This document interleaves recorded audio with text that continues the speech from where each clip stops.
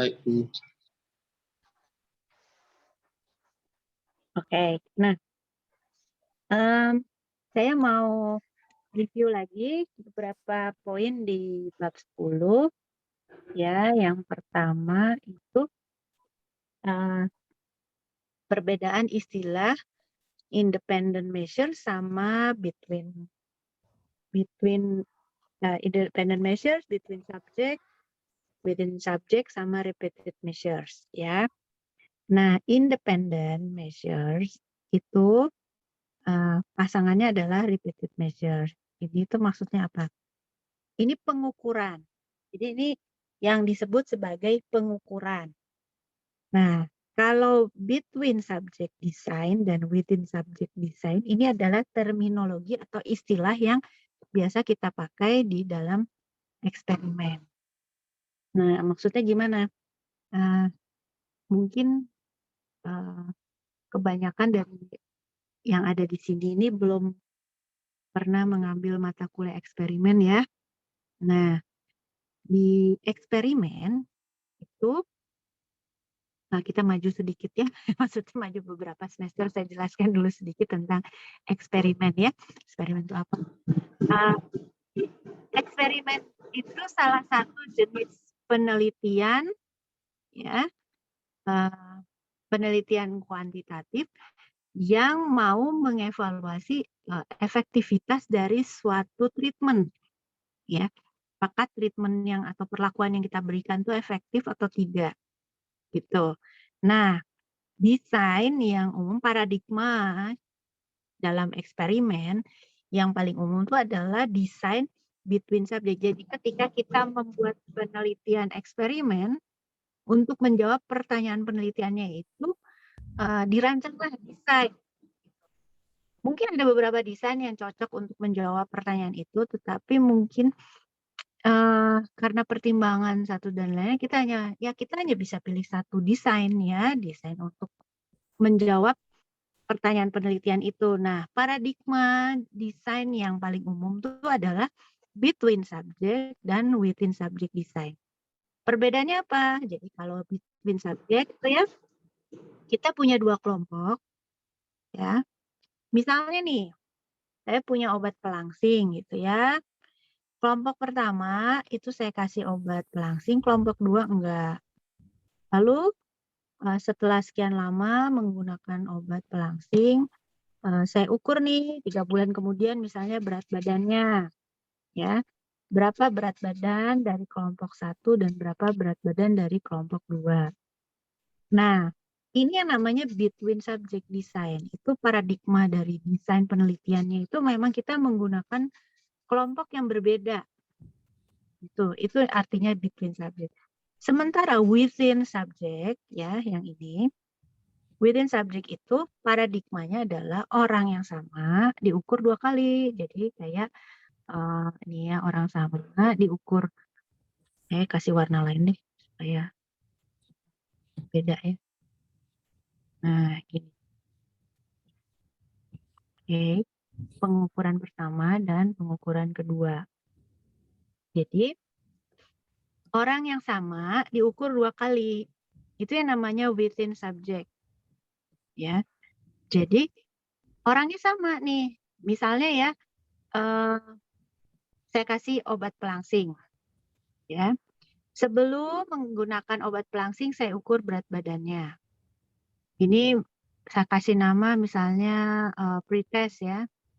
Pretest.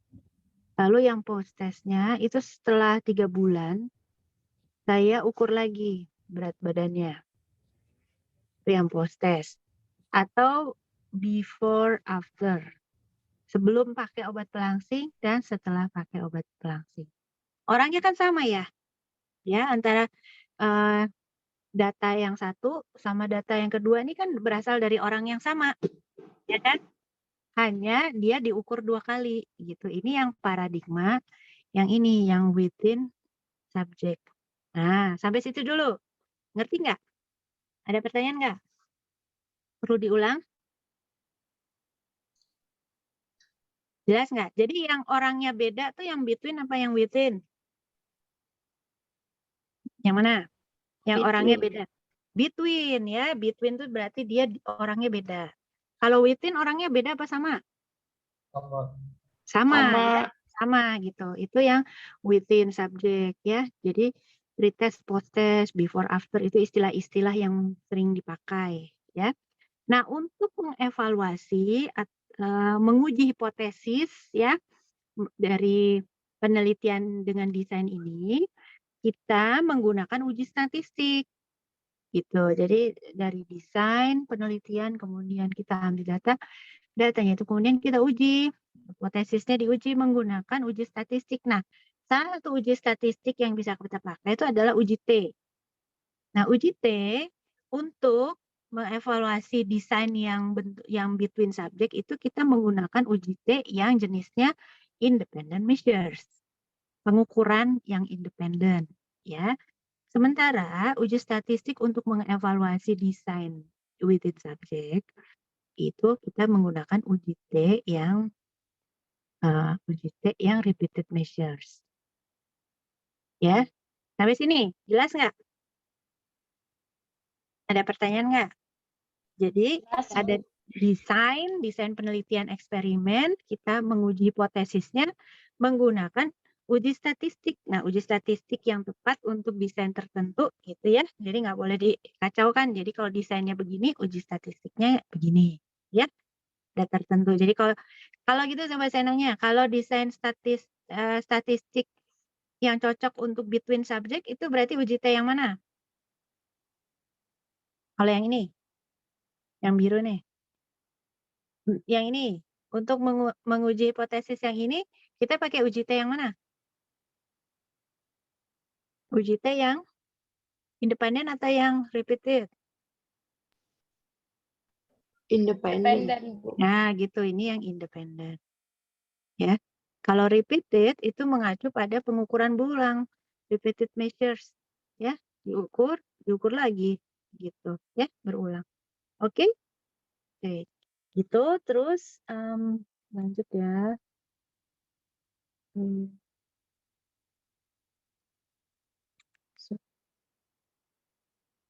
Sekarang yang perlu prosedur perhitungannya walaupun udah sama-sama uji T tetapi prosedurnya berbeda ya. Dan setiap desain yang tadi itu punya kekuatan kelemahannya. Di bab 10 kita bahas yang desain between, bab 11 kita bahas yang repeated. Itu. Nah, untuk uji independen itu kemarin kita sudah bahas ya. Ini logikanya ya, jadi dari populasi yang tidak jelas, kita berapa mu-nya kita cari ambil sampel, kemudian kita uji dari sampelnya itu ya. Nah, kita masuk lagi ke yang ini. Nah, uji hipotesisnya kalau uji T independen itu H0, boleh pilih yang sebelah sini, boleh juga yang sebelah sini sama ya. Tapi kalau pilih yang sebelah sini, maka pasangannya untuk H1-nya yang ini. Kalau pilih yang ini, maka pasangan untuk H1-nya ini. Jangan dikacaukan. Ya, ini lihat perbedaannya ada di sini. Nanti ini yang membedakan antara independen dan repeated. Ya. Terus ini yang untuk satu arah, hipotesisnya, ujinya ada di sini. Ya. Kemudian rumus uji T-nya seperti ini ya. Ada M1 kurang M2. Itu untuk yang independen. Lalu ini untuk estimated standard error-nya, varian gabungan, derajat bebas, ya, rumus-rumus. Oke. Bentar.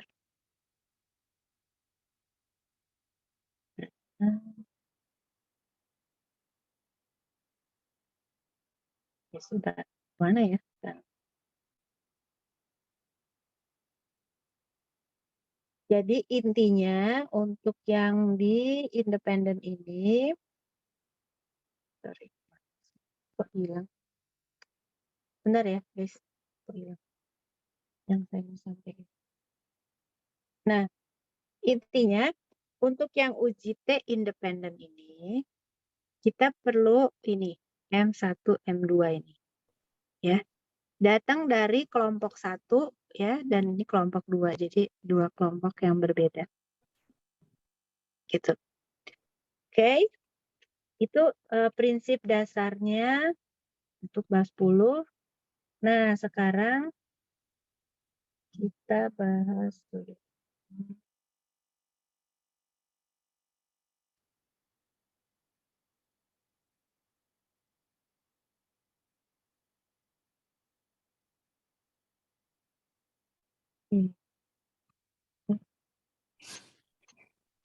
Saya kirim di chat ya.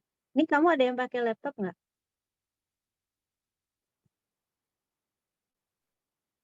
Mungkin kalau Ada, Bu. kamu lihat di grup WA, kayaknya ada yang udah ngirim tadi di grup WA.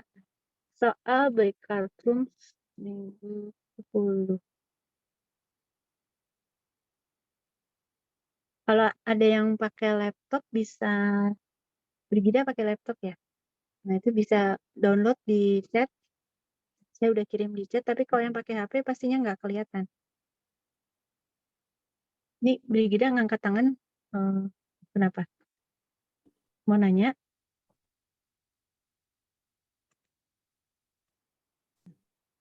Halo Brigida, ini mau nanya atau gimana? Present?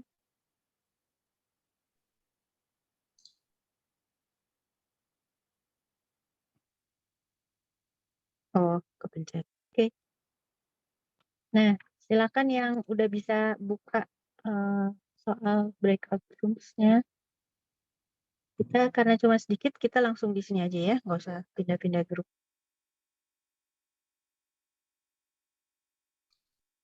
Baik, Bu. Soalnya yang ini.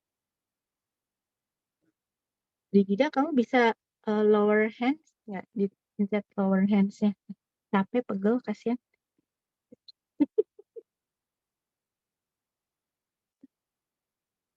Kamu raise hands terus apa nggak capek tuh?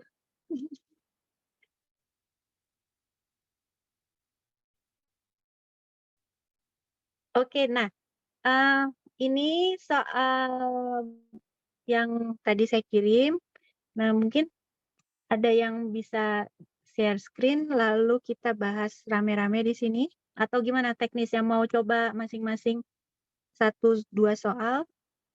Mungkin saya bahas dulu soal nomor 1 dan 2 ya. Supaya kita punya pemahaman yang sama ya. Oke, sebentar. Saya ulang lagi. Bentar ya. Saya ulang lagi. Nah, kita bahas coba nomor 1. Yang dimaksud dengan penelitian between subjects apa? Siapa yang bisa?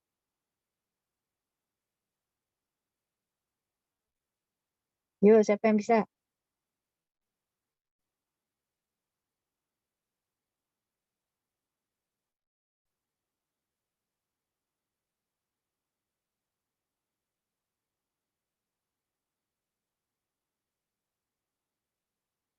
Halo?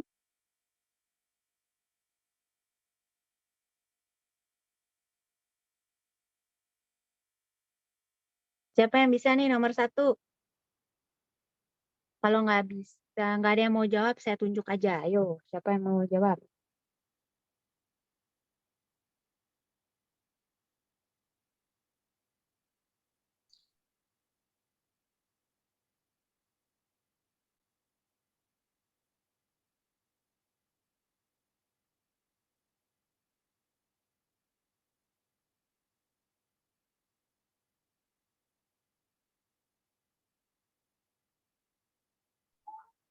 Saya, Bu.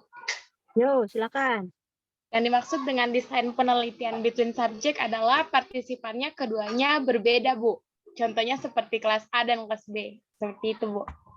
Ya, bagus. Ya, jadi desain penelitian yang menggunakan dua kelompok yang berbeda gitu ya. Oke, sekarang nomor 2, siapa yang bisa?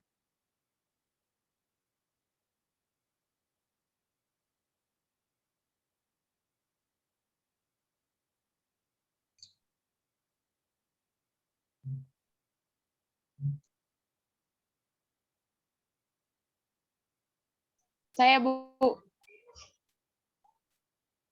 Ya, silakan.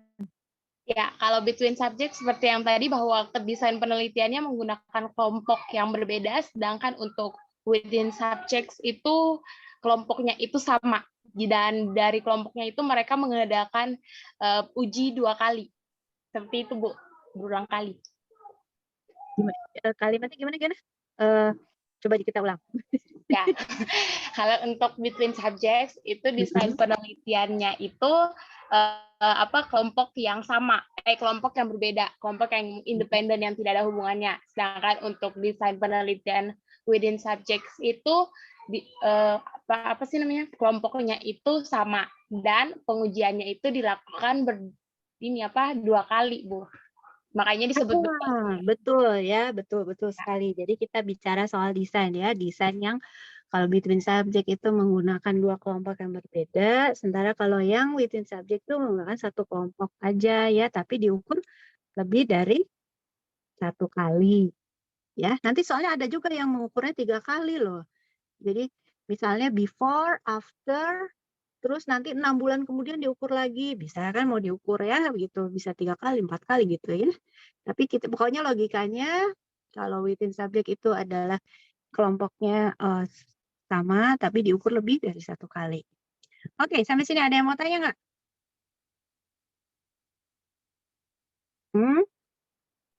Dari saya jelas, Bu. Jelas? Oke, kalau udah jelas, ini karena kita 11 orang ya di sini ya, sama saya 10 ya berarti. 10 ya. Gimana, ini kita mau bahas langsung di sini atau Anda mau dibagi 2 kelompok? Pas Enaknya di sini. gimana? Bahas di sini aja? Iya, Bu, langsung aja. Boleh. Kalau mau bahas di sini, bentar, saya tutup ini kok nggak bisa saya close sih.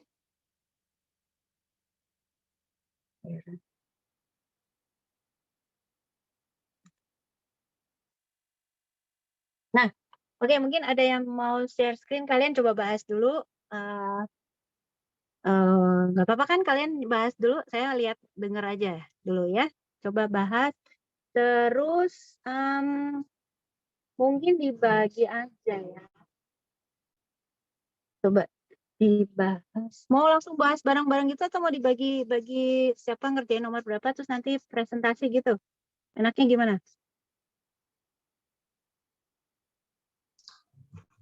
Iya, Bu, presentasi bisa. Oke, Untuk boleh kalau gitu. Yang lain setuju nggak? Jangan sampai kita ngobrol berdua. Yang lain setuju nggak nih? Bu. Boleh, Bu. Boleh ya. Jadi siapa mau nomor 3? Siapa mau nomor 3? Saya, Bu. Oke. Nomor 4 siapa? Yuk. Pilih aja, pilih. Siapa mau nomor 3, siapa nomor 4, gitu aja.